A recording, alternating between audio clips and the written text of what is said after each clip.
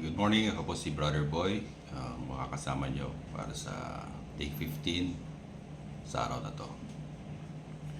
Okay, bago po tayo dumako sa pag-aaral ng salita ng Panginoon, tayo po ay manalangin po muna. Okay, Father God, in Jesus' name, maraming salamat o God sa umagang ito na binigyan mo kami ng pagkakataon o God na mapag-aralan ng iyong salita.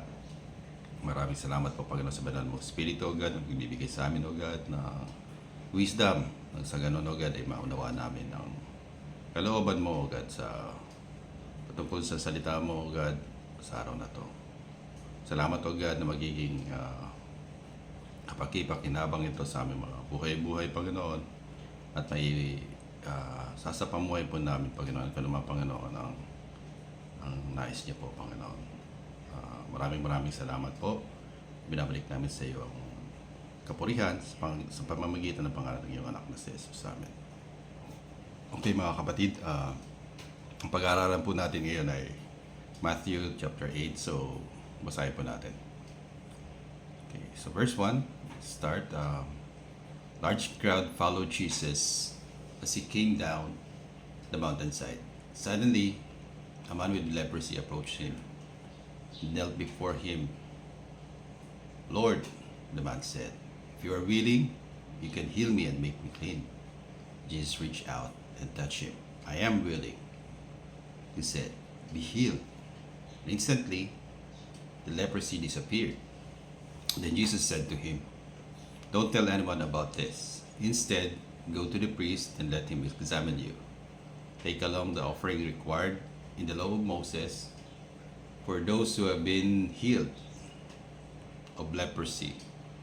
This will be a public testimony that you have been cleansed. Okay, let's continue. So, the faith of a Roman officer. When Jesus returned to Capernaum, a Roman officer came and pleaded with him. Lord, a young servant lies in bed, paralyzed and in terrible pain. Jesus said, I will come and heal him. But the officer said, Lord, I am not worthy to have you come into my home. Just say the word from where you are, and my servant will be healed. I know this because I am under the authority of my superior officers, and I have authority over my soldiers. I only need to say go, and they go, or come, and they come. And if I say my slaves, do this, they do it. When Jesus heard this, he was amazed. Turning to those who were following him, he said, I tell you the truth, I haven't seen faith like this in all Israel. But I tell you this, that many Gentiles will come from all over the world, from east to west, and sit down with Abraham, Isaac, and Jacob at the feast of the kingdom of heaven. But many Israelites, those for whom the kingdom was prepared, will be thrown into the outer darkness, where there will be weeping and gnashing of teeth. Then Jesus said to the Roman officer, go back home because you believe. It has happened. The young servant was healed that same hour. Jesus heals many people. When Jesus arrived at Peter's house, Peter's mother-in-law was sick in bed with high fever. But when Jesus touched her hand, the fever left her. Then she got up and prepared a meal for him. That evening, many demon-possessed people were brought to Jesus. He cast out the evil spirits with a simple command, and he healed all the sick. This fulfilled the word of the Lord through the prophet Isaiah, who said, he took our sickness and removed our diseases. The cost of following Jesus. When Jesus saw the crowd around him, he instructed his disciples to cross the other side of the lake. Then one of the teachers of the religious law said to him, Teacher, I'll follow you wherever you go. But Jesus replied, Foxes have dens to live to live in, and the birds have nests, but the Son of Man has no place even to lay his head. Another of his disciples said, Lord, let me return home and bury my father. But Jesus told him, Follow me now, let the spiritually dead bury their own dead.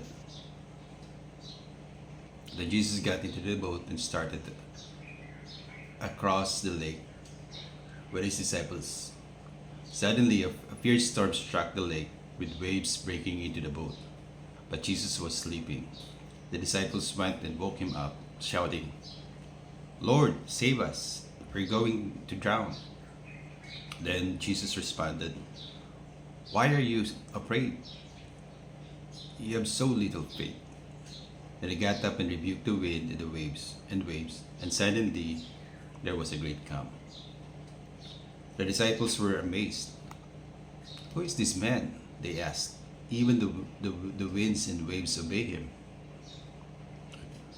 Jesus heals the two demon-possessed men. When Jesus arrived on the other side of the lake, in the region of Gadarenes, two men who were possessed by demons met him. They came out of the tombs, were so violent that no one could go through that area. They began screaming at him, Why are you interfering with us, Son of God? Have you come to torture us before God's appointed time? There happened to be a large herd of pigs feeding in the distance. So the demons begged, If you cast out, send us into that herd of pigs. All right, go, Jesus commanded them. So the demons came out of the men and entered the pigs. The whole herd plunged down the steep hillside into the lake and drowned in the water. The herdsmen fled to the nearby town, telling everyone what happened to the demon-possessed men. Then the entire town came out to meet Jesus. They begged him to go away and leave them alone. Amen. Okay, so mga kapatid, yan po yung kabuuan ng chapter 8 ng Matthew. So basically, ang nabasa po natin is all about the mighty power of Jesus that was displayed, especially sa aspect ng healing. Marami po siyang pinagaling. Unang-una yung man with leprosy. Super rare, mga ganong klaseng case ng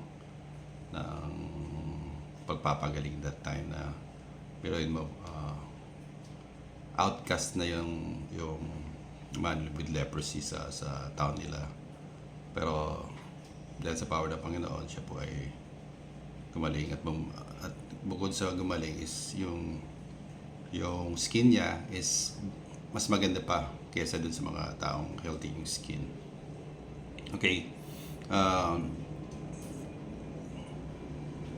All throughout the verse, marami pong instances na nagre-reflect or nagpapakita ng power ni God na pagpapagaling. That's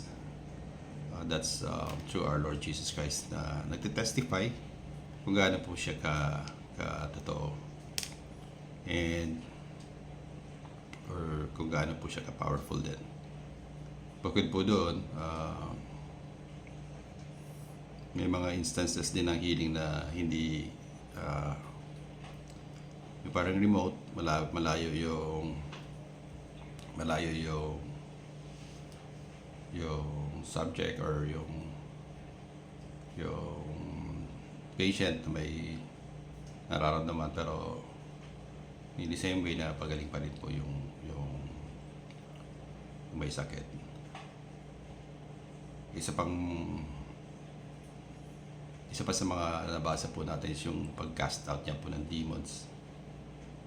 And then yung great display ng power niya na even yung waves and wind ay kaya niya pong tigil po. So marahil Itong chapter na to, it just proves kung gaano totoo yung pinapaniwalaan natin na Diyos. Pero, or tagapagligtas. Pero, uh, siguro that time,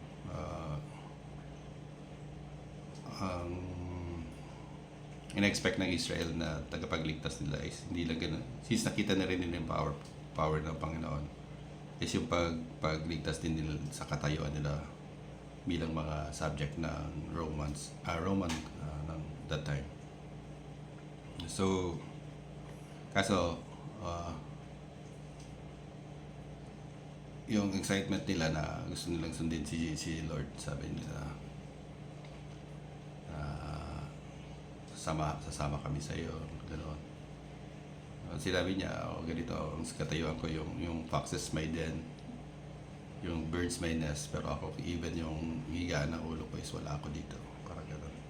So, hindi katulad ng expectation ng tao yung sinasabi ni Lord na siguro yun na comfort na sa pagsunod sa kanya that time. Kasi nga, meron po siyang ding ministry na gagampanan. But anyway, sa mga nakakaintindi, makikita naman po natin na kahit nung dito sa sinabi na sa Matthew na fulfillment ng prophecy sa Isaiah na naalis niya yung sickness and diseases natin, pinapagaling niya po tayo. Kasi ito talaga nagpapato na yung pinapaniwala natin si Lord Jesus. So, totoong-totoo. And even as, sa panahon po natin ngayon, we have an assurance na what we believe in is real.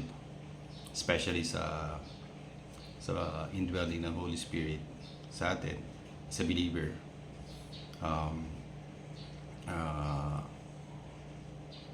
Sa pag-ano sa atin, parang sign ng ownership ng Panginoon, and not just that, the Holy Spirit Himself makes the relationship personal. So sobrang vital tong and we're so blessed.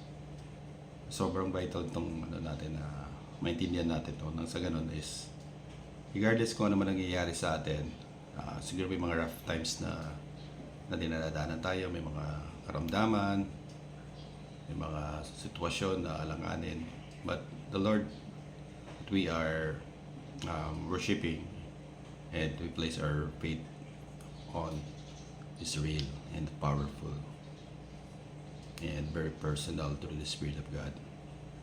What we have to do is to come to Him, especially today. When I take 15, siguro this is your wake-up call na we need to turn to the right or to the left or kung saan man sa understanding natin dito sa world na makakapag solve sa mga situation po natin, but only God. What we have to do is to turn to Him and ask for help. And definitely, the God that we are worshiping is faithful. And meron siyang way para maintindihan natin. Would He give us this healing to manifest yung power niya or maging glory or testimony para sa Kanya, or meron din siyang will over our lives kung ano yung pwede ang sagot sa sitwasyon po natin. So yan ang assurance lang po is ang pinapaniwala natin ay totoong-totoo po. And you can personally experience that according sa faith na meron po tayo na pag-approach po sa Kanya. So, kung di nyo pa nagagawa yun, it's about time na